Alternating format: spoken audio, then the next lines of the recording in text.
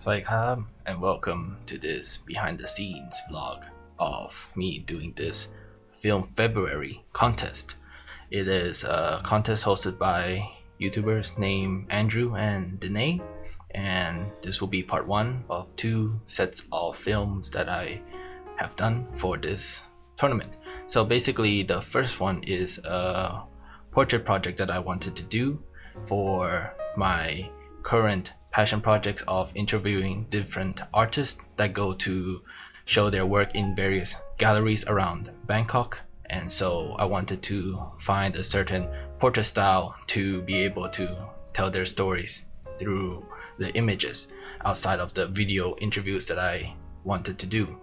So with a lot of portraits, there are between full headshots or half or full body shots and the ranges. But here I wanted to focus on three sets of images that will sort of be a sequencing between their head, hand, and then their feet, basically. And so the concept here is that their head will just represent their mind and ideas, while their hands is the craftsmanship that they create, and then their feet or shoes during the interview at the time will sort of represent the journey that they have gone through. And layering them will be like top, head, hands, and then feet, instead of having a very long portrait of their whole body or other sort of sizes. In any case, because there are 36 exposure that I'll be using this Fujifilm Superia, a more budget-friendly film stock, I get to shoot 12 people in this project, so it will be one shot per person. And so there's not a lot of room for error, and that's just more excitement, at least for me, when shooting. And a lot of the people that I have shot in this project are people that I have collaborated in the past, and I'll leave links to their work in the description as well if you want to get to know them. And as for the camera, it's just my father's Vivitar camera with the 50mm f2, so full manual and with a small light metering. With that said, let's get to the behind the scenes. So the first person that I will photograph is another photographer named Noah. He's a photographer based in Thailand and does various model street photography. And the first concept here is that the light is quite harsh since it's at the middle of the day, and I just sort of decided to shoot him under a tree where there's still shade and softer lighting. Surprisingly, at f2 and all of the film stocks that I'm using, I still had to push the shutter speed to 1/1000th of a second, which was surprising to me. Later on, when I checked with my Fujifilm X-T1, the metering on that camera also gave me around 1/1000th of a second shutter speed, so I think I got the exposure fairly correct here.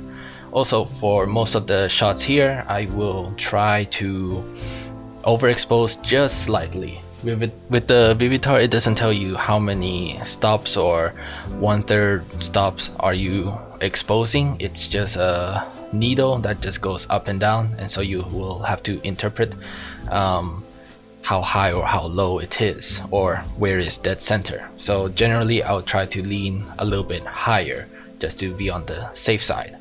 So here, just close up of him, and try to be mindful about the tree in the background, but I'm able to sort of see the blurriness because of the SLR design, and I think it'll come out okay.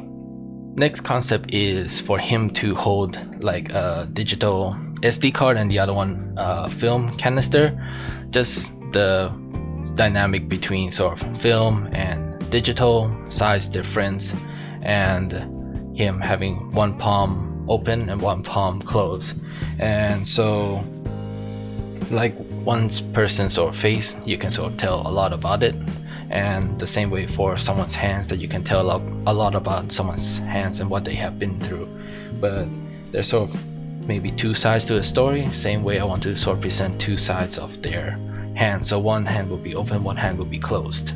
And then as for shoes, with most of the photo projects, a lot of the planning is mainly on sort of the portrait of their face and then their hands and what they want to do with their hands. The shoes are straightforward and simple for most of the time.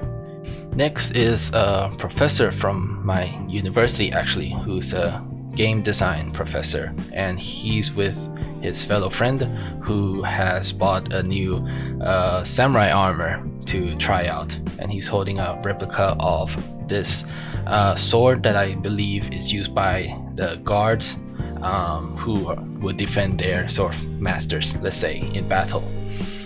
And so here it's just a great opportunity to just take a portrait of him wearing the armor, and he's also very passionate about history and Japanese culture, and just uses those as reference for game design. So here, holding the sword itself, it fits quite well, where the open palm is on his right hand as he's holding the blade, and then we get to see the other side of the armor on his left hand. Here once again I selected to go into the shade just so that the lighting is not too harsh, and then selected the sort of gray background to have hopefully a smooth clean background that is not too distracting. Next is another fellow sort of comedian and magician named Charles the French. He does short skits that are comedic in nature. Here I got to shoot a little bit of the behind the scene where I'm trying to set up sort of lighting. Even though I'm using the natural light from the windows, I still want to just to have extra lighting just in case I need it when we are indoors. Set up the chair there just to have like a cleaner background, and then hopefully we'll move the chair a little bit forward just to have more separation from the background as well. So the more complex part here is having him sort of play with the cards, and this is sort of where I would sort of sometimes let them sort of take in charge on how to pose, since he has experience with posing for various advertisement for his shows. He definitely would know best on how to sort of hold the cards, but I'll still try to keep the motif of open palm and closed palm as best as possible, even with holding props or not. And here would be sort of the first time that I try to use some lighting to give a little bit more dynamic lighting to the shoe shot, and then don't need to be perfectly even as well, just to give maybe a little bit more character, but I'll see later when the images come in. Next is of a friend named Christy. She's a poet and artist, and she's working as a linguist teacher as well, so she's very good with words. And now we're just here in a nice garden in the shadow again, just so that we don't get harsh lighting. And the more interesting part comes with the writing standpoint, where I have her sort of hold a pen to represent her as a writer and a poet, and she picked like one of her favorite pens that she likes to use. But here, even though I have the open palm, it's her open palm holding onto like her right hand, and I still think it sort of follows the theme of it, but it's not exactly straightforward of a plain open palm.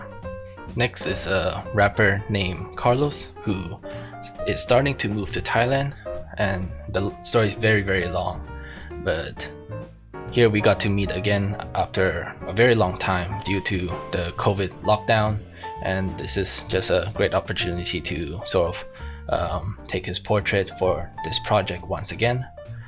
And so we didn't plan like him to wear like a yellow shirt, but I think it fits well with the sort of yellow flowers as well. And here the small lights coming through the leaves, I think will sort of give a more interesting dynamic of like light and shadow.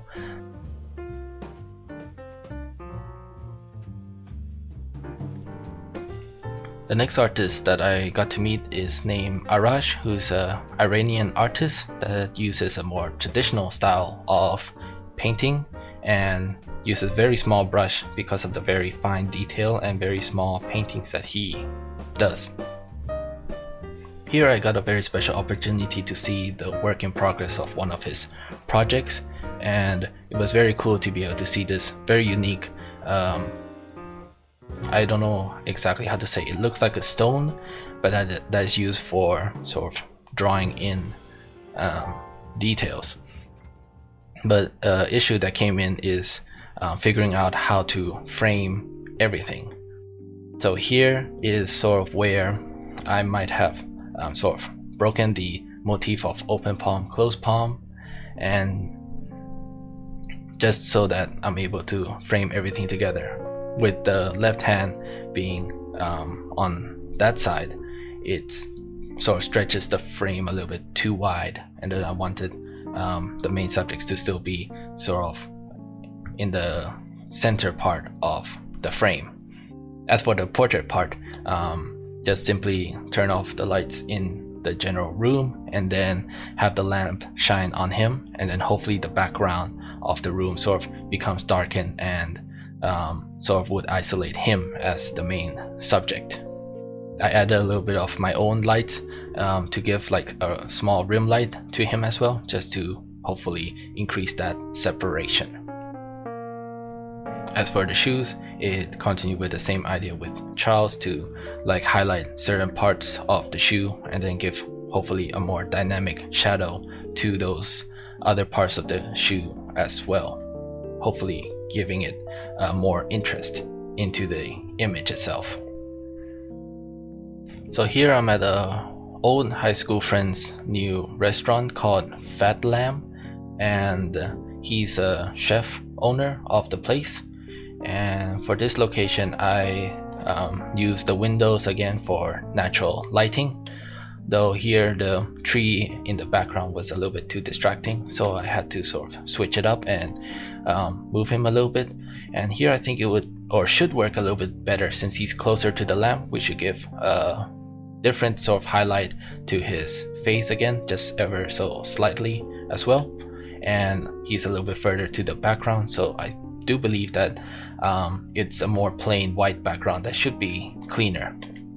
As we discuss my topic, he talked about his working shoes, which is like totally different to the kinds of shoes that he would wear, which is sort of exactly the kind of idea that I'm going for, where there will be working shoes that one might not show to others, and then there will be showing or show off shoes that are very fashionable, that are very presentable to other people, and that's what other people would see, but they don't know that your working shoes and the tools that you use to work are something that might be totally different.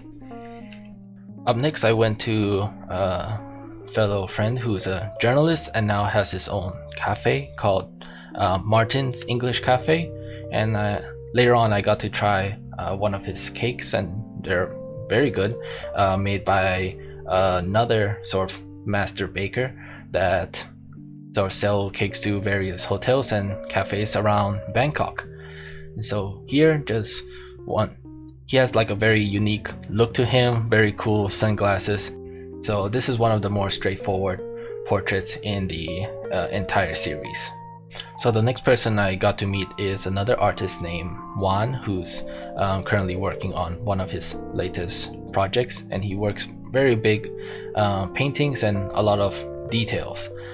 And so I tried to frame like him with the portrait that he is painting at the time as well, and I think this sort of would give like a more unique perspective to the various portraits that I've taken so far. The challenge in this scene is that the metering in the camera is telling me that it's darker than normal, and I had a difficult time deciding like what kind of settings would I use, or the kind of lighting that I would use as well. So because I cannot just sort of shine a light on him, that I feel like it would maybe look a little bit too fake. So there's a lot of sort of problem solving to have. Here got to show him holding his sort of palette of paints, and then his hand holding the palette is like the open palm, and then his hand holding the brush is the closed palm. On the final day, I got to meet with a rap electronics band called Bangsu Electrics. I do apologize if the name of the genre I got is wrong. It's sort of electronic music with rapping. And so here is Pavel, who is the musician that creates the electronic music and melodies and the beats for the rap music, and then his other artist, Sunthii, will come later, is the rapper.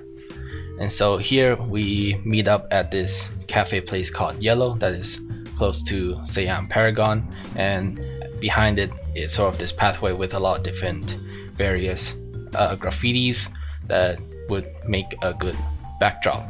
And he wears this wig for his performances, which I think would fit very well with the portraits that I'm trying to do. And then he usually travels around with this very portable sort of tablet that allows him to make music on the go.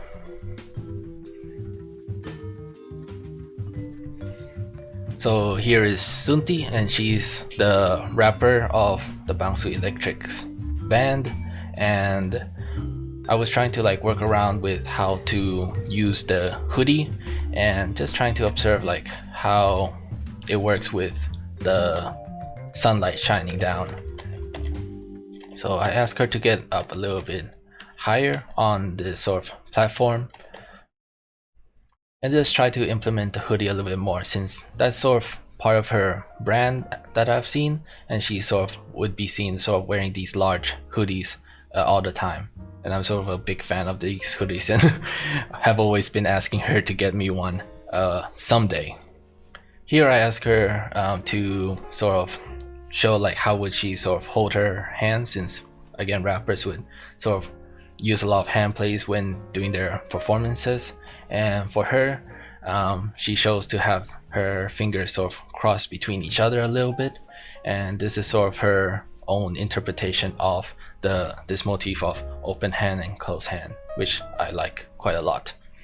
For lighting, this scene isn't too difficult, but because this is a very narrow pathway, I really couldn't step back at all from here, and so I really had to sort of find like a different angle just so that everything that I want to shoot is in frame.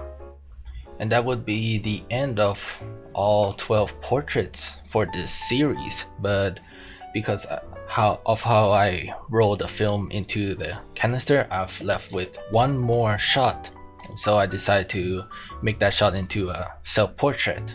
So here I came over to her Sunthii's family's clothing business, and they have this giant mirror here, and here I just tried to sort of compose myself in a similar fashion to how many other people sort of do self-portraits. So in this case, it's just sort of pre-focus and then move the camera down a little bit and have the body of the camera like block my nose and mouth and only show like the eye. If you ask me what's the meaning behind it, I really don't know. I just think it just might look interesting. That's as simple as that. So I'm just sort of just shooting like what I'm trying to take, and then we'll shut off the recording to take the photo properly. In that case, that is the end of the portrait series, and there's me taking out the film from the camera, and that will be the end of it. So that is the end of the video. So for part 2, I am shooting with this disposable film camera using the flash mode for nighttime, and it will be at Chinatown during Valentine's Day. And I won't go through all of the photos that I've taken in this camera and only talk about the specific highlights that I had during that night.